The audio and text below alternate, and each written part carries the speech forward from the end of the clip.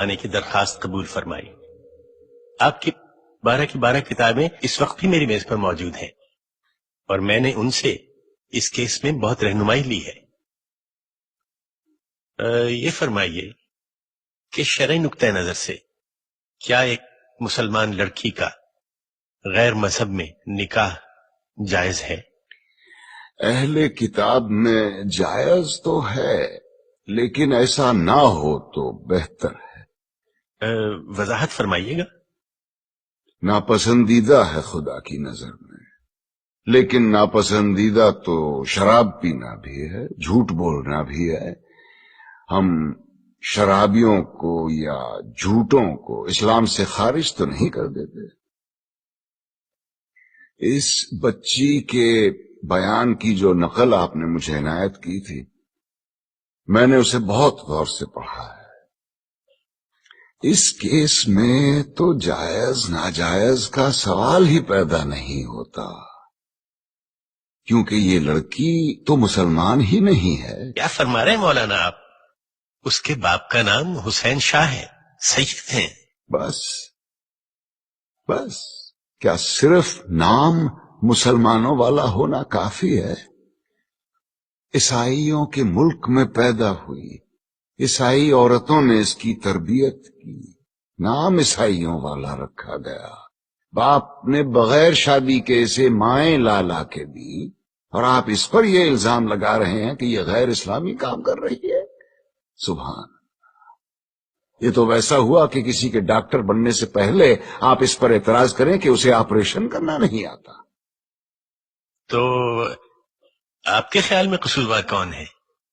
ایک ہیں اس بچی کے والد صاحب، اور دوسرے ہیں ایک محترم مولانا صاحب، جنہوں نے اسلام کی ایک نہایت غلط تصویر دکھا کے اس بچے کو جذباتی کیا اور اسے ثواب کا لالچ دے کے اس سے گناہ کروایا۔ گویا آپ یہ کہہ رہے ہیں کہ ایک باپ اپنی بیٹی کی شادی اپنی مرضی سے نہیں کر سکتا؟ صرف اپنی مرضی سے ہرگز نہیں۔ اور اسلام ایک لڑکی کو اپنی مرضی سے شادی کرنے کی اجازت دیتا ہے؟ اجازت؟ حق ہے اس کا، پیدائشی حق۔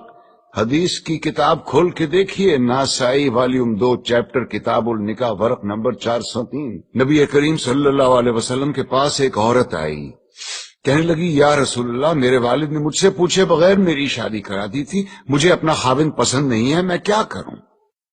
ایک لمحے کا توقف کیے بغیر آپ نے فرمایا میں ابھی تمہارا نکاح ختم کیے دیتا ہوں۔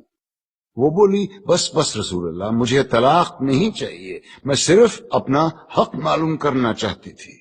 حدیث کی دوسری کتاب کھولیے، بخاری شریف والیوم 3 چیپٹر کتاب النکاح ورق نمبر 94۔ خنسہ بنت خزام کہتی ہیں میرے والد نے مجھ سے پوچھے بغیر میری شادی کرا دی، مجھے خاوند پسند نہیں تھا، میں رسول اللہ کے پاس گئی، انہوں نے فوراً وہ نکاح منسوخ کروا دیا۔ لیکن مولانا آپ یہ کیوں اپریشیٹ نہیں کر رہے ہیں کہ حسین شاہ نے کس مقصد کے تحت اپنی بیٹی کی شادی کی تھی؟ اور مولانا طاہری نے تو سرمد کو، جو کہ ایک ناچنے گانے والا، جینز پہننے والا مغرب زدہ نوجوان تھا، اسے اسلامی حلیے میں ڈھال کر ایک عاشق رسول بنا دیا۔ حلیہ؟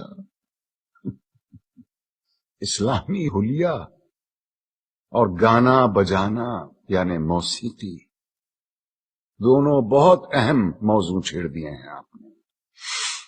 پہلے آئیے موسیقی کی طرف۔ دلائل کا ایک انبار ہے میرے پاس موسیقی کے حق میں، لیکن میں صرف ایک دلیل دینا چاہتا ہوں جس کے بعد دوسری کوئی دلیل ہو ہی نہیں سکتی۔ آپ یہ بتائیے کہ آج تک دنیا میں پیغمبر کتنے اتارے گئے؟ جی 1,24,000۔ اور ان 1,24,000 میں سے کتابیں کتنوں پہ نازل ہوئیں؟ جی صرف 4 پر۔ گویا یہ تو طے ہو گیا کہ یہ 4 باقی 1,23,996 پیغمبروں سے زیادہ برگزیدہ ہیں۔ بے شک ان 4 کو اللہ نے معجزے عطا کیے۔ حضور کا سب سے بڑا معجزہ قرآن شریف، موسیٰ کو اس قابل بنایا کہ وہ لاٹھی سے دریا کے 2 ٹکڑے کر دے، عیسیٰ کو یہ طاقت دی کہ وہ مردے کو دوبارہ زندہ کر دے، اور داؤد کو کیا دیا؟ موسیقی، ایسی سریلی آواز اور راگوں اور سازوں پر اتنا عبور کہ سر لگائیں تو پہاڑ ساتھ گانے لگے، دنیا جہان کے پرندے مدہوش ہو کے آواز کی جانب کھنچے چلے آئیں۔ زبور اٹھا کے دیکھیے، یہ تک لکھا ہے کہ کن راگوں سے اور کن سازوں پہ گا کے حضرت داؤد الصلاۃ السلام نے خدا کی حمد و ثنا کی۔ کیا یہ ممکن ہے کہ خداوند کریم اپنی تعریف سننے کے لیے ایک حرام چیز کا انتخاب کرے اور اپنے ایک برگزیدہ پیغمبر کو حرام چیز معجزے میں دے؟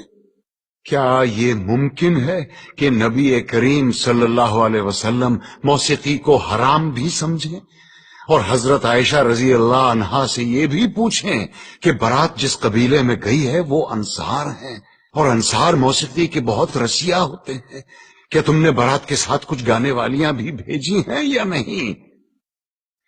کیا یہ ممکن ہے کہ وہ موسیقی کو حرام بھی سمجھیں اور ابو موسیٰ اشعری کی قرت سے خوش ہو کر اس سے یہ بھی کہیں کہ لگتا ہے تمہارے گلے میں تو داؤد کا ساز رکھ دیا گیا ہو؟ اب آئیے حلیے کی طرف۔